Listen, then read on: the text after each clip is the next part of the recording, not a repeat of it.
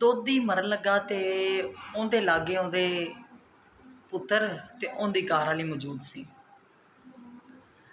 ਆਖਣ ਲੱਗਾ ਪੁੱਤਰ ਵੀ ਮੈਨੂੰ ਲੱਗਦਾ ਹੈ ਵੀ ਜਿਵੇਂ ਨਾ ਮੇਰੇ ਨਾ ਸਾਹ ਮੁੱਕ ਚਲੇ ਨੇ ਤੇ ਆਖਰੀ ਟਾਈਮ ਹੈ ਤੇ ਮੈਂ ਚਾਹੁੰਦਾ ਵਾਂ ਕਿ ਮੈਂ ਨਾ ਤੁਹਾਨੂੰ ਚੰਦ ਜ਼ਰੂਰੀ ਗੱਲਾਂ ਦੱਸ ਦੇਵਾਂ।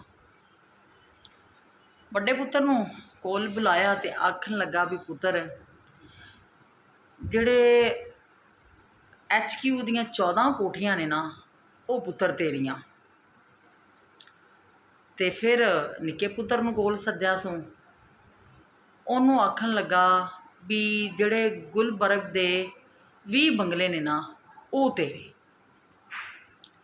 ਲਾਗੇ ਖਲੋਤੀ ਸੀ ਨਰਸ, ਕੰਨ ਲਾ ਕੇ ਗੱਲਾਂ ਸੁਣ ਰਹੀ ਸੀ ਤੇ ਦਿਲ ਹੀ ਦਿਲ ਵਿੱਚ ਸੋਚ ਰਹੀ ਸੀ ਬਈ ਐਡਾ ਅਮੀਰ ਬੰਦਾ।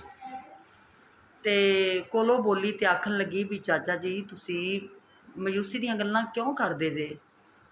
ਤੁਸੀਂ ਅਜੇ ਜੀਂਦੇ ਜਾਗਦੇ ਜੇ, ਆਦੀ ਜਾਇਦਾਦ ਹੁਣੇ ਆਦੀ ਔਲਾਦ ਨੂੰ ਦਿੱਤੀ ਜਾਂਦੇ ਜੇ, ਤੁਸੀਂ ਅੱਲਾ ਤੁਹਾਨੂੰ ਤੰਦਰੁਸਤੀ ਦੇਵੇਗਾ। ਕੋਲ ਬੈਠੀ ਬੁੜੀ ਮੂੰਹ ਸਵਾਰ ਕੇ ਆਖਣ ਲੱਗੀ ਭੈਣ ਇਹ ਦੁੱਧ ਹੀ ਏ, ਲੋਕਾਂ ਦੇ ਘਰਾਂ ਵਿੱਚ ਦੁੱਧ ਦਿੰਦਾ ਹੈ ਤੇ ਜਿਨ੍ਹਾਂ ਦੇ ਘਰਾਂ ਵਿੱਚ ਦੁੱਧ ਲੱਗਾ ਹੈ ਇਹ ਆਪਦੇ ਪੁੱਤਰਾਂ ਨੂੰ ਉਹ ਘਰ ਵੰਡ ਰਿਹਾ ਹੈ, ਜਾਇਦਾਦ ਨਹੀਂ।